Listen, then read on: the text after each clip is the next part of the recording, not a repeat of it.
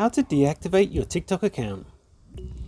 In this short video, I'm going to show you how you can deactivate your TikTok account. But before I do that, don't forget to like this video and subscribe to my channel. Okay, so if you want to take a short break from TikTok and you don't want to delete your account permanently, what you need to do is deactivate your account.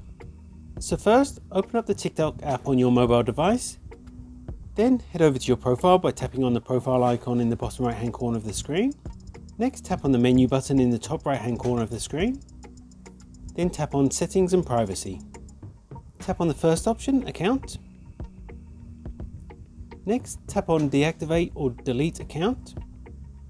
So next, tap on the Deactivate Account option. So if you want to leave TikTok temporarily, simply deactivate your account.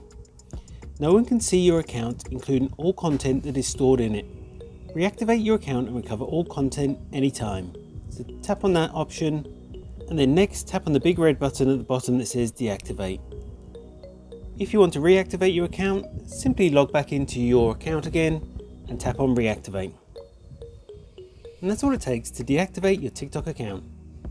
If you found this video helpful, I'd love it if you like this video and subscribe to my channel. Thanks for watching.